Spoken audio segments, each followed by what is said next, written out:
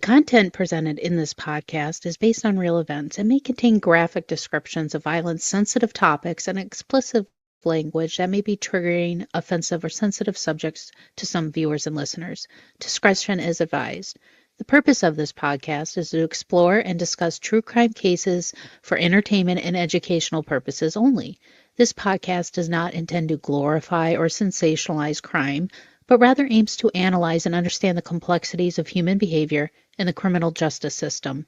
We encourage listeners to approach this content with empathy, critical thinking, respect for the victims and their families. What is it about a bad boy that some women just can't resist? We're not talking about a rebel without a cause on a motorcycle or a guy who skips history class to go smoke out behind the school gym. No, this is something much darker, much more dangerous. I'm talking about women who seek out relationships with convicted serial killers and murderers. Men locked away for crimes so heinous they would send shivers down your spine. Yet, behind those prison bars, they receive love letters, marriage proposals, and even an unwavering devotion. Why? What drives these women to romanticize the most feared men in society? Is it the thrill of the danger, the twisted idea of reforming a monster, or something even more unsettling? Tonight, we're opening this heart-shaped box of psychology and scrutinizing these prison love affairs and the women who chase these ultimate bad boys. So buckle up. It's about to get disturbing. It's time to start the show. Let's hit it.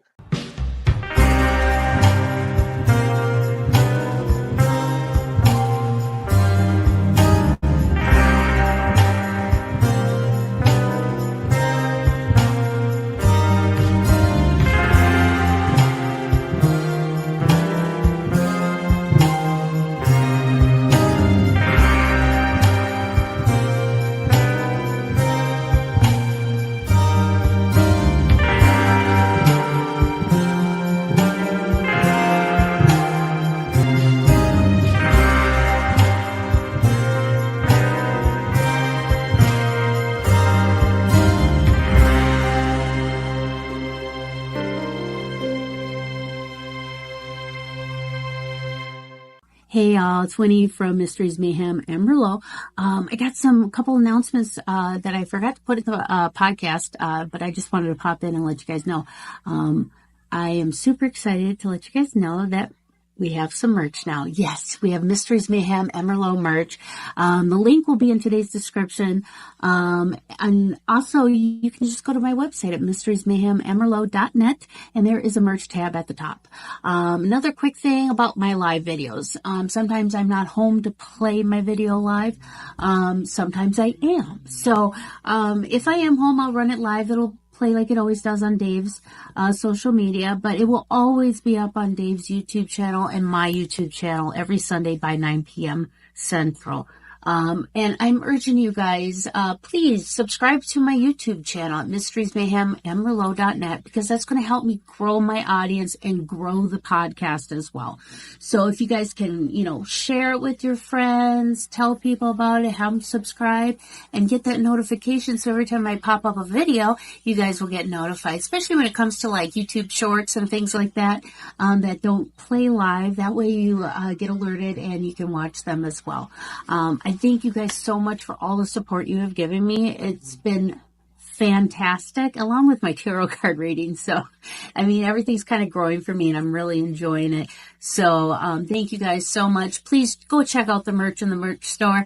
And if you guys have any ideas for some merch, let me know and maybe I can get it made for you. So, thank you guys, and I hope you liked the episode.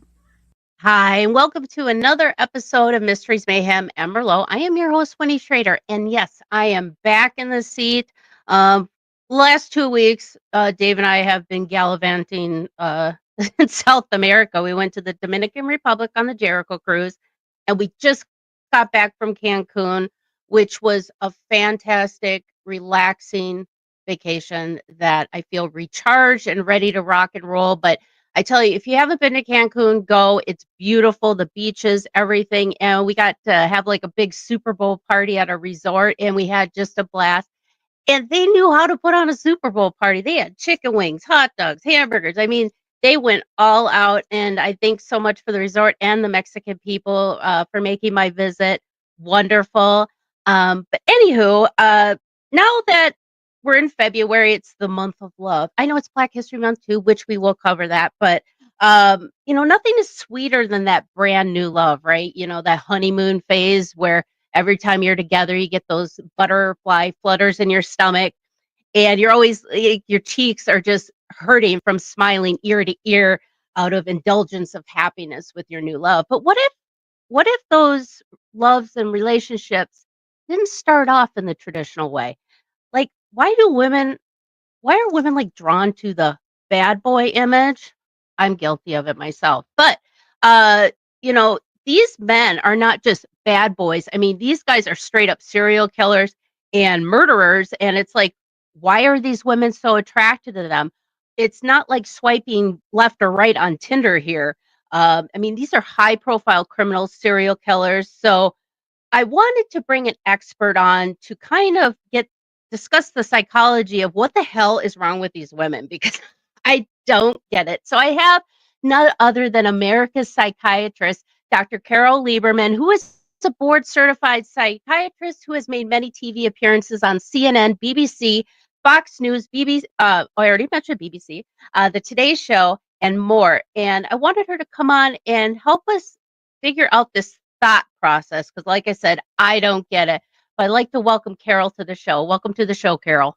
Thank you so much, Winnie. Okay, so yeah, I mean, looking at these, for instance, the Menendez brothers, like we mentioned before, and Luigi Mangione, these guys are considered.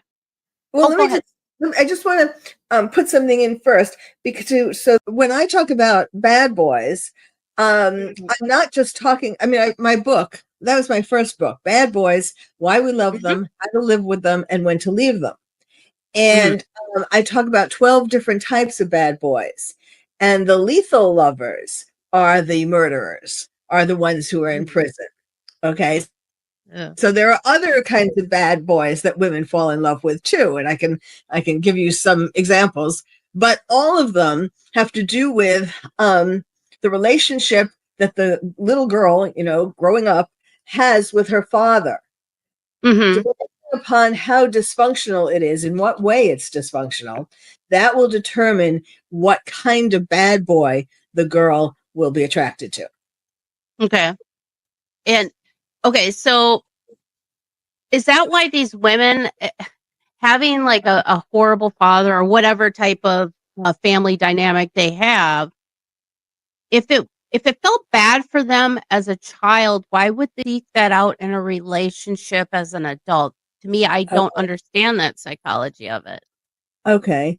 Well, it's not, some of the women, you've always heard, sometimes you say like about a friend or something, she married her father, so sometimes it is being attracted to someone who is like your father. Sometimes it's being attracted to someone who is the exact opposite of your father. And sometimes it's something in between, some other kind of connection.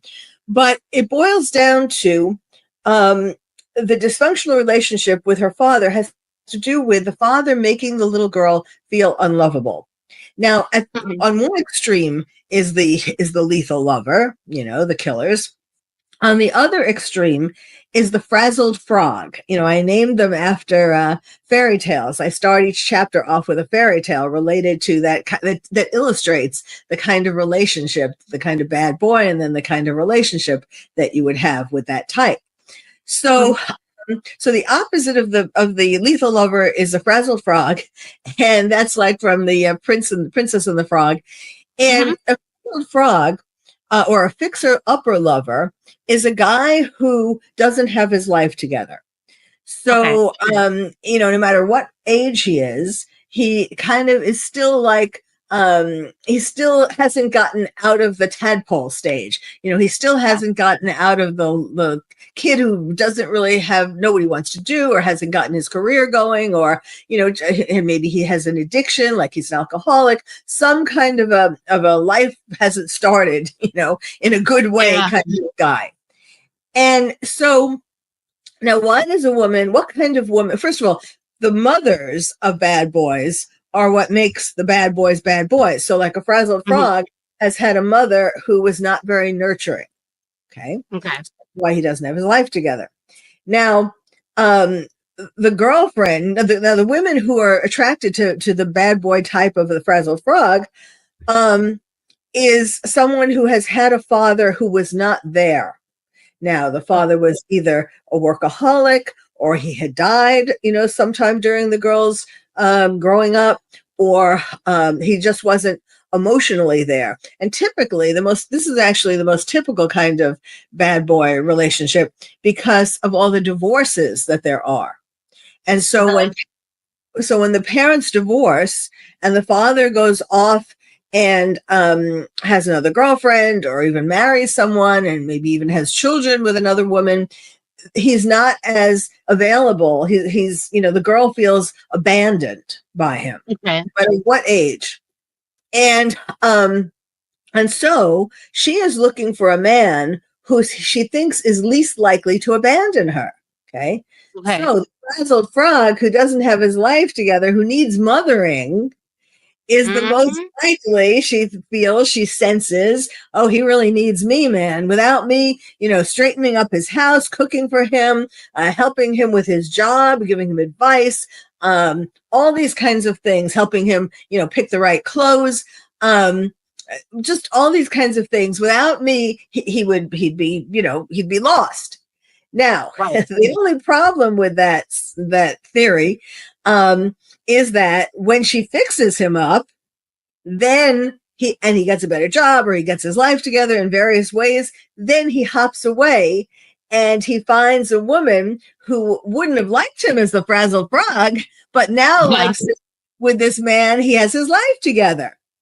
So, and all bad boys, what makes them bad boys, all the different types, is that they're heartbreakers. So with all of these stories, in the end, the woman is left heartbroken. Mm-hmm. Wow. And it's, you don't think of all the complexities that shape you throughout life and how it interacts with all these type of relationships. And it's like, these type of relationships are very codependent. It's like they're depending on somebody else's behavior on what, how they're going to be and how they're going to feel. But like now, when women start seeking out these type of men that are in prison for murder, violent criminals, what is kind of the first icebreaker, I guess? Do these women just randomly write these people? I mean, I just don't understand like how these women are specifically picking out these guys and then trying to start up relationships with them while they're in prison. Well, yes. Typically they find out, what prison he's at, and they start to write to him. I mean, like Kohberger, for example, he wasn't in jail, of course, before prison. So he wasn't in jail very long before he started getting love letters. And all of them, I mean, really all of them, the women today are choosing between, I mean, there are lots of lethal lovers in prison. There's a lot to choose from. Let's put it that way. Take your pick. But these days, the three most most well known and most attractive in a sense are well, first of all, the Menendez brothers. They have been for a long time ones that women write to and so on. And then Brian Kohberger, and then Luigi Mangione. And they each have their benefits and pitfalls. Right. But also I want to mention there's also some prisons. This isn't the majority, but in some prisons and some situations, like if a prisoner is well behaved, or it's different criteria. But some prisons allow the men to put like ads, in it used to be in newspapers, And I guess it still is to some degree, but some guys, they allow some guys to put ads, I guess on dating apps too. So, which is surprising. But I found this out. I did, the prisoners that I know of, because I go to prison a lot for, as an expert witness, for the defense, I have to interview these guys. So, I just the other day, I wanted to see, there was a man in New York who was in jail, and, his crime, he was convicted of raping some woman, having the mother of a child. He was convicted of like having a relationship with her. So of course, including sex. It wasn't exactly rape, but anyhow, what happened was the woman then got angry at him. It was a consensual relationship until the woman got angry at him for some reason. And then she claimed it was rape. And I was the expert on that case. And it didn't go to trial per se yet. Like I never testified yet, but I wrote a report. And so this is a number of years ago. And so I wanted to see what the status is with this guy. He has lots of appeals going. It really wasn't fair. The truth didn't really come out that they had a real relationship and so on. So anyhow, so I wanted to check up on him, and sure enough, so I Googled him, and sure enough, there's an article about how he and some other prisoner from his prison are on a dating app. And so, I guess some prisons do allow, and it's kind of interesting because here they're allowing a rapist to be on a dating app. He wasn't he didn't just steal, he wasn't in jail for theft. This was a rapist. I mean, according to he really wasn't, but I mean, according to what he was convicted for. But anyhow, and so they're allowing rapists, so-called rapists, to be on these dating apps. So that should be a word to the wise, and I'm not going to give his name, but that should be a word to the wise. This was in New York. There are lots of guys in New York apparently who are on these apps, so that's not going to give it away. Well, but what do they put in their bio? What's your location? Alcatraz? I mean, come on. It's just like common sense. Yeah, and where do you want to meet for a date? Right. I'll meet you in the commissary. I mean, come on. It's just like, and now do these when they're able to do these, and if they're on good behavior, are they able to have like conjugal visits with these women? Or, I mean, is that kind of like depends. That also depends. Because like for example, with the Menendez brothers. Let's talk about the Menendez brothers. They were very hot, but their trials were in the 1980s. I believe it was 1989, something like that. And so they were much younger and much hotter. But it's not just about how hot the guy is that attracts women to these lethal lovers. I mean, yes, of course, that certainly helps. Like, I mean, Luigi Mangione has a step up because he's so cool. That gives him extra points. And also it gives him extra points because a lot of people agree with what he did, that he killed someone who was a CEO of a health insurance firm. And a lot of people have had experience either themselves or their friends or their family with not getting care covered by health insurance companies. Oh, girl, I could go on for hours. Yes. I could go on for hours about it, but yeah. So that really, gives him, so a lot of people are, like, yay, you did the right thing and we support you and plus you're cute.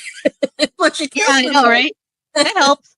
Well, and I'm sure it's probably, it's that power grab that, women, I don't know if it's just kind of that basic human instinct that we have, that we want something that's going to make us feel secure and safe. And when we see men kind of take matters into their own hands, whether it's good or bad, it's probably that's what's up pull. Yes, that's a big part of it. I describe it as these are men, these killers are like men, are like lions walking around a village. And the villagers are scared of this lion. And if you can be the one to tame the lion, if you can be the one to take the thorn out of the lion's paw, then you become the most powerful woman, the most powerful person in this village. No longer the lion, but it's you, because you're even stronger, you're even tougher. You dared to go in there to the lion and take his thorn out. So that's a big part of it. And similarly, celebrity has a lot to do with it, because you've seen all the different killers or criminals of different types, but especially killers. When they marry somebody, that's all over People magazine. It's all over the media, everywhere, internationally. And so you get to be famous automatically right away if he picks you. Now, the thing that these women don't realize, however, this is the flaw, and this is the heartbreak. Somehow women think when the man writes back to them and so on, and if they are allowed visits, they are allowed visits if the men put them on their visitors list. Not all prisoners are allowed conjugal visits, but you can visit. And so these women think if the men write back to them, and if the men let them visit, put them on their visitors list and all of that they are the one and only love of this lethal lover. And the heartbreak comes when they see that there are actually, you're not the only one who he is writing to and having visit him. And that's when the heartbreak comes. That's when the shock comes. What? You have somebody else too? Because part of what they like is the fact that the men are in jail and they can't just go out to bars or out to other kinds of places where they're going to meet other women. So that's why it's kind of a shock. And I'll never forget one time when I was on Sally Jesse Raphael, her talk show, the topic was women who love killers in jail. Prison. Right. And there were two women who were both in love with the same man and who thought that they were going to marry him. And when they came on the show, that's the first time that they came face to face with each other or even knew about each other. And so they started to brawl. It's like a Jerry Springer episode. It was like that. What do you mean you have somebody else? She had the man in like via Zoom or some other kind of camera situation, so that he could be like on stage. And so the women were like, "What? You have something? So you were also saying you were going to marry somebody else?" Now, Richard Ramirez, he was the Night Stalker, and he was a serial killer, as I'm sure you know. And the women were so shocked that, like, he would have two-timed them. Here he is, a serial killer, raping and murdering a series of women, and they're shocked that he would lie to them. I know. The psychology of it is so bizarre. Well, we got to take a quick break, but when we come back, there is one lady I do really want to talk about, and that's Carole Ann Boone. If you don't know who Carole Ann Boone is, she was kind of Ted Bundy's. Was she labeled his girlfriend? I know she helped him with this case, but she was just all over Ted and like tried to get it, believe that he was innocent and all this stuff. But I definitely want to talk about her because she seems tipping that edge. But we'll take a quick break and we'll be right back. A new year is here, and with Valentine's Day just around the corner, it's the perfect time to look ahead. Whether you're thinking about love, a new career path, a move, or even an investment, wouldn't it be amazing to know what messages the universe or the other side have in store for you? Well, that's where Love and Lotus Tarot with Winnie Schrader comes in. Winnie's intuitive readings can help you gain the clarity and guidance you need to carve out a new path. Life is hard enough, my friends. Why not let the cards light the way? Readings are available by phone or live video stream, so you can connect with Winnie wherever you are. And right now, we've got a deal just for you. All readings just 20% off. Use code LOVELOTUS2030 for a 30-minute session. Use code LOVELOTUS2060 for a 60-minute session, and you will save 20% off. Use the code words at checkout to receive that discount. You can book between now and March 1st, 2025 to get the special discount. Don't wait. Visit paranormal60.com. Click on the Love and Lotus tab to book your session today. Discover what the cards have to say and step into your best year yet with Love and Lotus Tarot with Winnie Schrader. Okay, and we're back. I have Dr. Carole Lieberman. She has written 2 books now, Bad Boys, How We Love Them, How to Live with Them, and When to Leave Them, and Bad Girls, Why Men Love Them, and How Good Girls Can Learn Their Secrets. And I'll have links for that in today's description as well. Before the break, we were kind of alluding to, these girlfriends, these groupies that hang around and glob onto these serial killers. And like one that I know that was kind of like, I don't know if she was psychotic or not, but that was Carole Ann Boone, who, when Ted Bundy was going through trial, and he was his own attorney, so she helped him prepare his case. But she was, I don't know, what was going on with her, because she seemed like she was just kind of out there. And I almost feel like if she would have had a relationship with Ted Bundy outside of prison, I almost feel like she could be an accomplice or compliant with it. I don't know. That's just the vibe I get off of her. But what do you think about Carole Ann Boone and women like that glob on? And I don't know. I don't understand the attraction, but that's part of the attraction too of bad boys in general, that women feel as though they see the little boy inside the bad boy, and they feel like they can fix him. That's the whole thing. It's like women marry men to fix them, to change them, and men marry women hoping they will never change. And so she was trying to, she felt, of course she wanted him to be acquitted so that she could be with him in real life. And so also she felt that if she helped him to get acquitted, that then he would be dependent upon on her forever. Now, none of these women believe that the serial killer, or even a man who killed just one person, they don't believe that they would be in danger from this man if the man got out and they could be with them. They don't, in other words, they don't think that the man would hurt them. They're different. Mm-hmm. Yeah. And one thing I've noticed too, because, being a teenager and being in a very severe abusive relationship, one thing I've kind of learned, especially with men, is how they treat their mother. Yes. Probably going to be very similar to how they're going to treat you. So that's kind of a key to know what because when you think of bad boy, you always kind of think of motorcycles and leather jackets and James Dean and that kind of stuff. Right. But these bad boys, they're not bad boys. They're evil. They're just horrible people.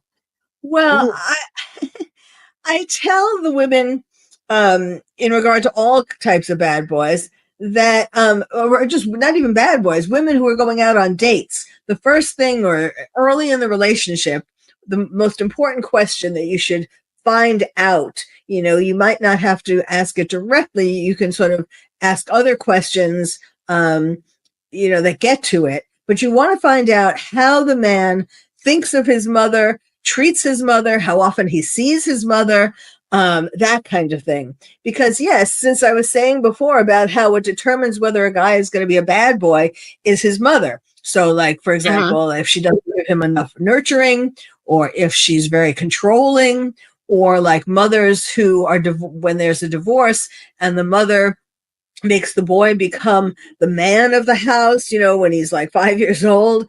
It's all different ways that mothers can treat their sons growing up.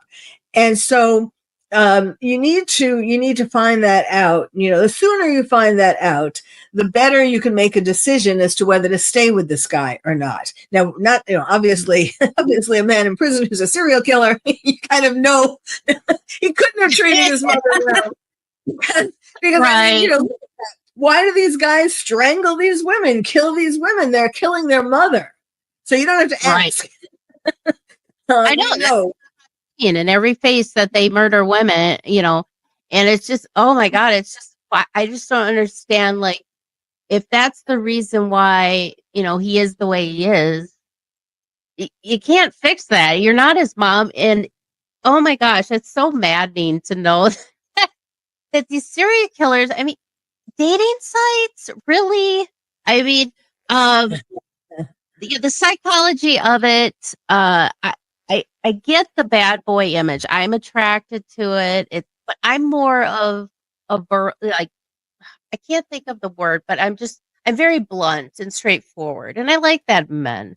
And I feel like, that's kind of like a bad boy for me. But the only way I would be writing any type of prisoner is to get information for my show. I definitely would not want to start a relationship. And I know, like, Richard Ramirez had groupie Charlie Manson. Yes. I mean, and it's strange though, because Charlie, he was put away in prison. He never, well, we don't know if he's murdered people. I'm sure he has, but he was he did not murder anybody during those killings. He was kind of like the ringleader. But like these women, they were just following him like he was a savior and doing his bidding. And I feel like these women who are reaching out to these guys, it's almost like they want to get in. It's like a Bonnie and Clyde thing. It's the only way I can. Sometimes, yes, some of these women do, do want to experience the outlaw life. Yes, that is part of it.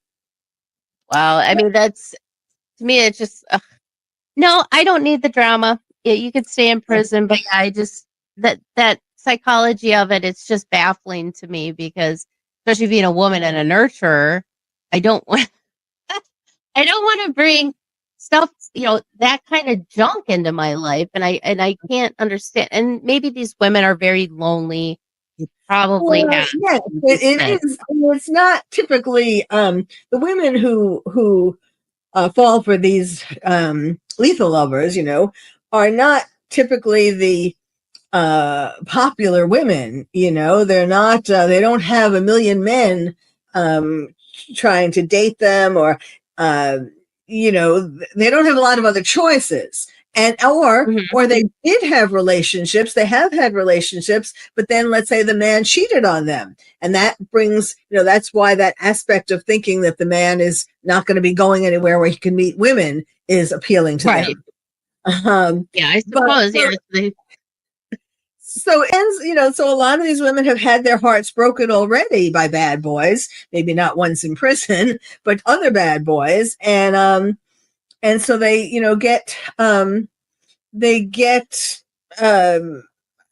they build up a tolerance for it, but they think that this one is going to be different. They always think the next one is going to be different. But, one lethal lover in prison who's interesting in a different way is Bundy and Kohberger. Now, Bundy and Kohberger, I, by the way, told the police, told the media, and presumably it got back to the police, before they caught Bundy and Kohberger, before they knew it was Bundy and Kohberger, before they got the DNA and tested it and figured out who his father was and all that, before they were led to him. I said that the killer is an incel. And the reason why I said that is because the things that we did know about the crime was that, first of all, it was incredibly bloody. The investigators who went there said they hadn't seen such a bloody crime before. And the second part was that these were beautiful women, beautiful, all four of them were beautiful, handsome, popular, had their act together, were going somewhere in life. They were doing well in their classes and everything. They were people who Brian Kohberger felt would never agree to go out with him. Now, incels are guys. Let me just back up in case, to make sure that everybody knows what an incel is. An incel is a guy who has been hurt time and time again. From the time, in Brian Kohberger's case, it was from the time he was in middle school, and he had this crush on a girl who looked very much like Kaylee Gonsalves, and she rejected him, and she kind of made fun of him, like, what, he wrote her a note, a love letter kind of thing, and she was just like appalled. You think I'm going to be your girlfriend? And so she really, hurt his feelings, to say the least. She crushed him. This was his the first time that he sort of made an overture to a woman to have a girlfriend. And then I think she was a cheerleader, and she told the other cheerleaders, and and then they were in high school together, and it kind of went from bad to worse. And it got him to feel like no woman who was cute or who was popular or a cheerleader or, any woman like that would ever go out with him. And he tried in high school, he tried other women too, they weren't all cheerleaders, but he was getting rejected time and time again from all the women who he tried to date. And and so he obviously developed he probably had low self-esteem to begin with, but this made it worse and worse and worse. And incels, because they've had these bad experiences for years, never really found a woman who wanted to go out with them, who wanted to sleep with them, who wanted to marry them, any of this. They develop a rage towards women, and especially women who are very attractive. And so this rage develops over the years. And so that is why I thought in this particular crime scene with these, gorgeous girls. Oh, and the men they also hate the men who do get the women who are attractive and who, hot and all that. Yeah, yes, they're very jealous of these men, which is why the man who was there with one of them was also killed. Well, I mean, he was killed because he was there, and Kohberger didn't want any witnesses. But also, they do hate these men who are with the women who the incel wants to date. So. So it was two things. It was the blood, how bloody it was, which showed rage, and also a knife, which shows that it's an intimate kind of crime. You will, get up close and personal, and you enjoy the, feeling the knife going through her body, and also the bloodiness of it, and also the choice of victim. So that's how I knew that. And yes, it turns out that Brian Kohberger was an incel. I don't think that he would admit that, but anyway, but what we know about him, the more and more we know about him, the more he fits in that category. And so, so what's ironic is that now that he killed them, he has all these groupies, all these women who are writing to him and so on. And it's so ironic, because the reason why he killed these women, the 4 students, is because he has a lot of rage towards women who wouldn't go out with him. And now he has all these women who want to go out with him. Like, all he had to do was kill somebody. And now all of a sudden, he appears cuter, to them. Dude, get a makeover. Don't. I mean, not just cuter, but he's not super cute, but now he appears super, super cute to them because he did this. He appears much more of much more powerful, much more interesting. Of course, he's a celebrity, so all of these things are drawing women to him. Right, and it's just like, to know that the person that you're seeking a relationship with literally snuffed out women because he hated them. What makes you think he's not going to do that to you? If he was, you know what I mean? Like, it just doesn't make sense. And with his case too, he was kind of a kook to begin with. And I kind of get probably why he didn't have a girlfriend or could date, because he was just socially awkward as well. Right. But yeah, now that he has the allure of being a killer, now, it's like slapping on a leather jacket and put him on a Harley and say, hey, look at me.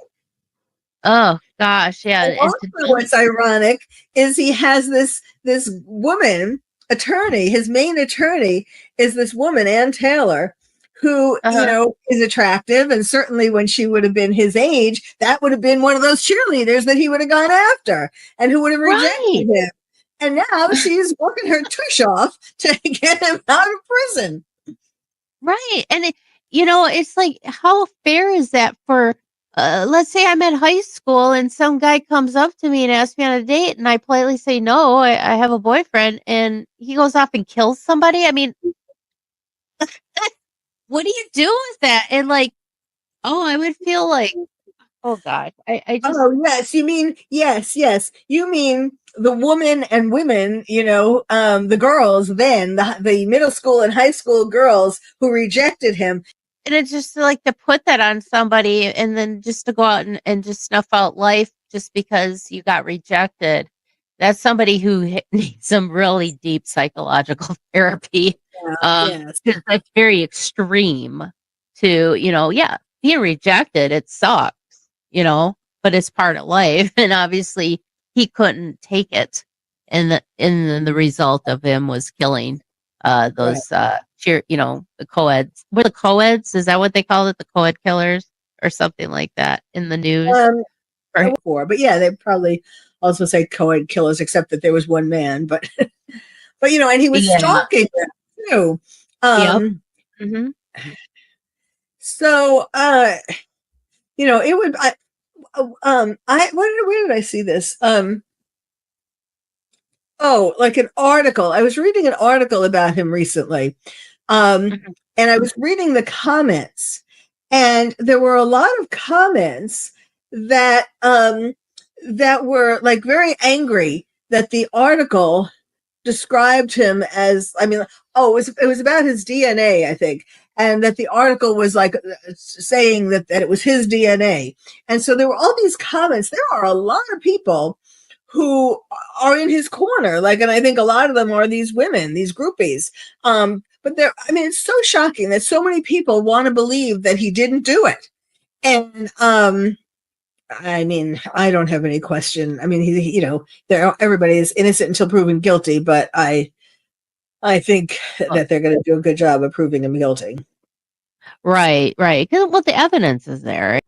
Having these groupies and all the media and all the fluff that comes along with these trials, these high profile cases and things like that. Now, does this, even though it's not really part of the case, but does this play a part in the courtroom as well? And is it brought up, and could it sway a verdict with all the, media? And you got TikTok people going around saying free the Menendez brothers are hot, blah, blah, blah. And Luigi Mangione. It's just like, so I'm just kind of curious. Well, it can. I don't know that it would sway them that,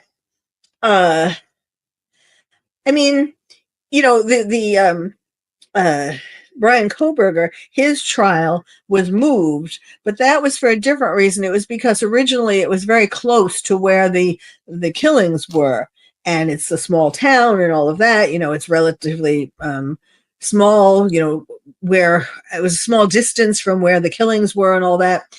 And so they got it moved to a different town, still in Idaho. And Mangione, I'm sure, is going to still be in New York because there are a lot of, and Menendez was still in Los Angeles. But, so I don't think it's going to sway the jury as far as knowing that these guys have women who are groupies. Like they just think that the women Okay. are crazy. But Okay. but like what with Mangione, it's a little different because it's not just women who are groupies of his or who are supporting of him. It's men too, not sexually necessarily, although some of them probably are sexual too. But I'm sure. but it's being for what he did, like what I was talking about before, being supporters of what he did because of how horrible how horrible a lot of insurance companies, including United Health. Supposedly United Health, I mean, this kind of came out afterwards, that United Health is one of the worst as far as denying claims. So there are a lot of people who support that. And yes, I'm sure a lot of the potential jurors saw that on television, video of all the people, like people with signs and all that outside the courthouse saying, I don't, yes, kill all CEOs or of insurance companies. These are all the different signs that they wrote that supported him. So, I think that might affect them. But also, I think even stronger than that is the experiences that the jurors, I mean, they're going to have to really, in the voir dire, the questions that they ask the jurors before they pick the jury, that the lawyers ask the jurors, they're going to have to be super careful to weed out people who they themselves didn't get enough money from an insurance company for some illness that they had, whether it's medical or psychiatric or whatever, where they were denied and they had a bad result because of that, or people who had friends and relatives. And, I don't know who you're going to get. I mean, like everybody was either denied themselves or had a friend or relative. So I don't know who you're going to get. Well, with Luigi's case, it is a little different because not only you have like the heartthrob and the groupies and the social media aspect of it, but it's also a political thing and a social issue as well. So it's a lot of different things going on in that case, and like with the Menendez brothers now. The whole purpose of everything bubbling up is the topic of child abuse and sexual abuse. But does that justify them brutally tearing apart their parents with a shotgun? You know what I mean? So it's like, did they kill their parents because of the abuse, or are they using the abuse to justify the killing of their parents? Well, that has to be more clarified if they do get a retrial. That would be where their new lawyers would have to double down and really be more clear, present more evidence of the fact that it was because of the abuse, rather than the father wanted to kick them off the will. So rather than it being that it was, and it didn't really come out well. It wasn't really clear enough in their first trials.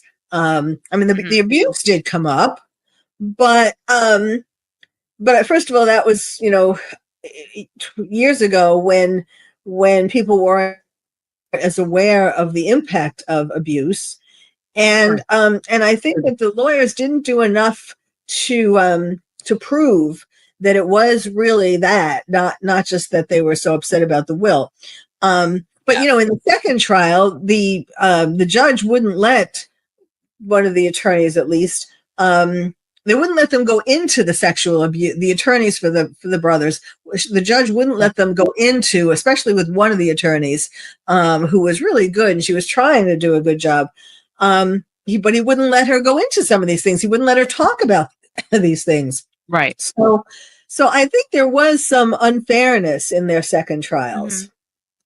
Yeah, I believe so too. Because they kind of squashed anything and everything that was in the first trial and just basically went on the basics of evidence. The gun and the timing. I mean, it was very factual with that second case, and they just kind of swept all the abuse stuff under the rug. But that might be why too a lot of these younger younger kids, the TikTok generation, social media, they're globbing onto these guys, saying they're heartthrobs, but they're also trying to maybe get involved in some type of movement or something, for justice, because that's kind of a huge thing right now. Is right now in Minnesota, since marijuana became recreationally legal, now they've expunged people in jail right now that are in there for marijuana crimes. So now they're getting, so it's like these social aspects are kind of filtering in when it comes to these big profile cases and issues that we're facing. But yeah, just the aspect, late girls, especially young women, stay away from them. If you want to socially, but don't seek these people out, because they're not, I'm sorry, I could not sit in a room and feel comfortable with Lyle or Eric Menendez. Lyle is worse than Eric. I kind of feel, when this whole thing came up again because of Netflix, and I watched the 2 Netflix shows. You must have also. Oh, yeah, I did. I thought they were really good. I like the dramatic one better than the documentary one, but But anyhow, and so that's why people got, when they saw that, lots of people got very sympathetic towards them, and oh my God, what are they still doing in jail? Look at what happened to them. Yeah.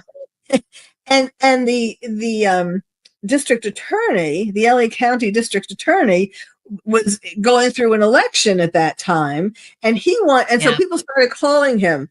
The general public started calling him and saying, get these Menendez brothers out. And so he wanted to get votes. And so he realized that, if I do something to try to help the Menendez brothers get out, I'm going to get extra votes. And so in the end, so he did a press conference and all of that. And even though there were some people in his office, he admitted that not everybody agreed with him to try to get a retrial for them. But anyway, he brought that up, that if he is elected, he's going to get them a retrial, blah, blah, blah. And so, but he lost anyway, because he was a horrible DA, nothing to do with the Menendez brothers. He just let everybody out, I know.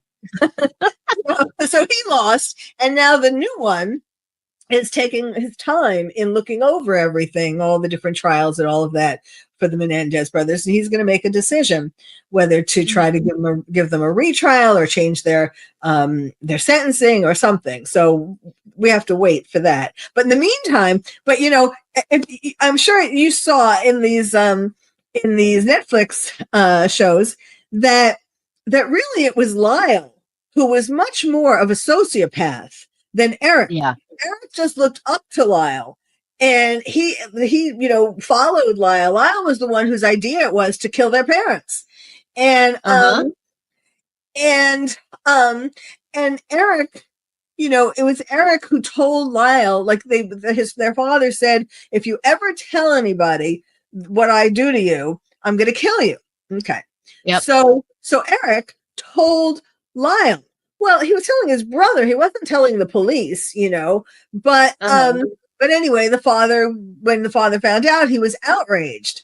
And so there's something there, but then when they were in jail, Lyle was calling people to try to get them to lie for him at the trial. I know. And didn't do any of that. So, I would say keep Lyle in for another X number of years and let Eric out. I know. It's almost like Eric was just in the wrong place at the wrong time in the wrong family. Like, and it's almost like he followed Lyle like a lost puppy. Like he just, Lyle. Yeah. And another thing too, and like, I don't understand why these TikTok generation kids don't realize he was sitting there from prison talking to a woman to write a book, and everything he said, she recorded it and wrote her own book. Yes, and he was even telling her how he can cry in front of the jury to make them seem more believable and things like that. So that to me kind of, you're walking a thin line of you just straight up blew up your parents for no reason. You know what I mean? Like it's just, Yes. And now, No. if the abuse happened, I understand, but it doesn't, to me, it doesn't justify brutally murdering your parents. I mean, and he went back in there and took the shotgun up to his mother's face and blew her face off. That's rape. Yes. So Well, definitely one something thing there. though yes, but one thing that people don't realize who are abused, let's say by their father or an uncle or something like that, Mhm. they are, most people who have been sexually abused are equally furious at their mothers, as, assuming it was their father or a man who abused them, as they are towards the perpetrator, the actual abuser, because their mother didn't protect them. And this mother, their mother, the Menendez brothers' mother, knew about the abuse, and she did nothing because she wanted to keep living her Beverly Hills lifestyle. So of course they're going to be furious at her. Mm-hmm. Yeah, and it's just, the whole Menendez case, it's very convoluted, but I've urged my listeners and people, like, when you do this research before you, and I tell my kids this, before you start going out and publicly making a statement or a stand, do your research first. Because it's just, I mean, I get why, honestly, yeah, if Eric were to get out, I mean, even though Lyle can stay in prison for all I care, but I would be okay with them. I felt like time was served, especially if abuse was there, because Yes. it just, I feel like they could maybe potentially have a decent life outside of prison. I don't think that they would go back and murder anybody, but I just don't see why people putting these type of criminals up on a pedestal. And I just got done watching the O.J. Simpson thing, the new documentary on Netflix as well. And the people that were globbing onto OJ, and pretty much all the evidence pointed to him. And his agent said, now this is, this could be considered hearsay, but his agent said, he asked OJ when he was acquitted, he asked OJ what happened that night. And OJ reluctantly, kind of like, and then finally he said, if Nicole wouldn't have answered the door with a knife, she'd still be alive. That's what. If she would have, or she wouldn't have. If she wouldn't have had a knife when she answered the door, she would still be alive. So, yeah, and it's just like those little pieces, and it's like some of these people that glob onto these high-profile criminals, and murderers, and serial killers, they're not really looking into it. They're just, it's almost like it's just like a Hallmark card for them, and they're not really looking at the crux of the issue. I have OJ in my Bad Boys book, The Prince of Darkness. That's the chapter that OJ is in. Okay. And I talk about that, like he wasn't a serial killer, but I talk about how, like women with abusive men who are abusive, who they date, well, that they really have to be, that they have to be careful, of course, but that they, that the time, like the thing with Nicole was, that night that he came and killed her, I wonder, I haven't seen the Netflix, but when the OJ trial was going on, I did a lot of commentary as an expert witness. And Nicole, the night of the killing, they went to a ballet recital of their daughter. And she acted very cold towards OJ. And you could see, I'd be interested to see how this is shown in the movie, but OJ could tell, like he kept trying to get back with her. He kept getting back with her millions of times over their relationship. Like he'd be abusive or do something bad, and she would say, "I don't want to see you anymore," and then he would win her back. And so he kept thinking he was going to win her back this time too. But he could tell that night there was something different about her, that she really meant it that night. And that is what sent him over the edge. Do they show that in the movie? Yeah, I mean, basically, a lot of the people that were around OJ, like Ron Shipp, the former police officer, I believe his name is Ron Shipp. he was very close, and he even talked to Nicole about the abuse.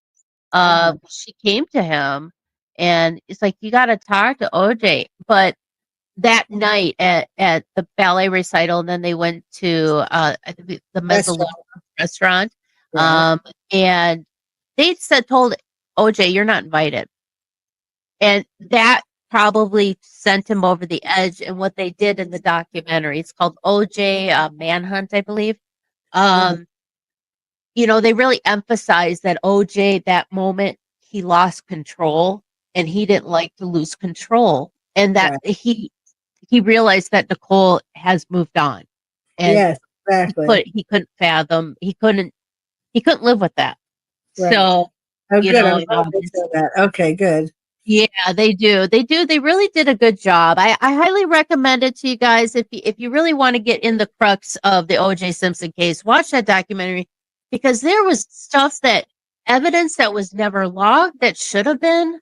I mean, it was maddening how this case was so botched, and he got off scot-free of murdering 2 people. And did it show what was I going to say? Did it show also, did it spend some time on Ron Goldman too? Oh, yes, they did talk about Ron Goldman. Kim Goldman's in the documentary. I mean, it's a very well-rounded, a lot of people in OJ's life. And, OJ was surrounded by a lot of yes men. They never questioned his behavior. And, obviously, he lost his cool, and the result of 2 people were brutally murdered. And go ahead. Did it show also his relationship with his mother? Yeah, touch base on Eunice. Her name's Eunice, right? Eunice? I think so. Well, the thing with her mother, and I talk about this in my book, and the thing with all princes of darkness, all men who are abusive, it's that their mother did not, like, their mother abandoned them. And when they feel that their woman, their date, their girlfriend is going to abandon them, that's why that flips their switch.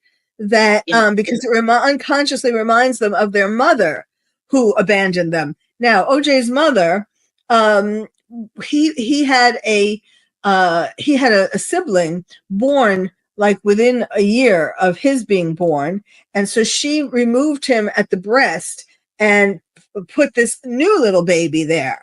So that's one way that she abandoned him. Another way was that his parents got divorced, and she had to take an extra job. So she was like working all the time and she wasn't around him.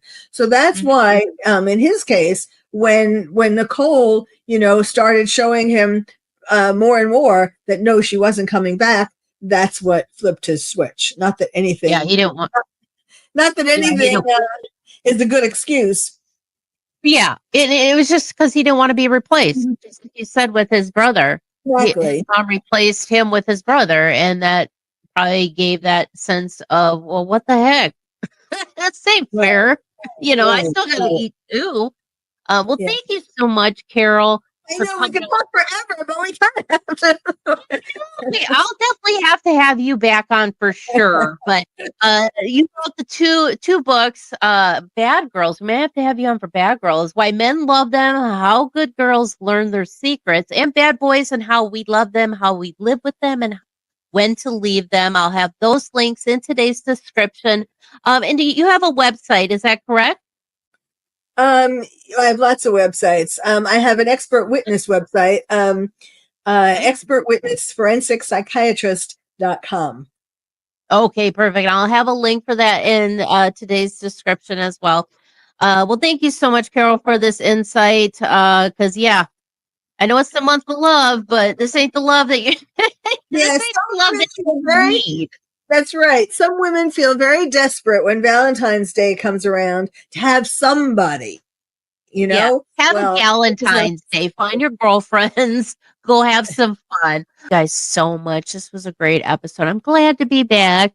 And we're going to be sometime this month. I'm not sure exactly when, but we are going to touch base on Black History Month since it's the month of February. And there's a lot of things in Black history that, well, you kind of be a little bit upset about, when it comes to the criminal justice system. So we're definitely going to talk to that. I'm going to have Reverend Tim Christopher on to discuss possible some cases where people were put away for 18 years and they were completely innocent, but they didn't have a fair shake. They didn't have a fair shot. They didn't have the money for a good defense. They had court-appointed attorneys. So I'm looking forward to that episode. Thank you guys so much, and I hope to see you all next week. Thank you for joining me for another episode of Mysteries, Mayhem, and Merlot. And until our next case, my armchair detectives, stay safe, stay vigilant, and stay aware. I'll see you right here next week on Mysteries, Mayhem, and Merlot.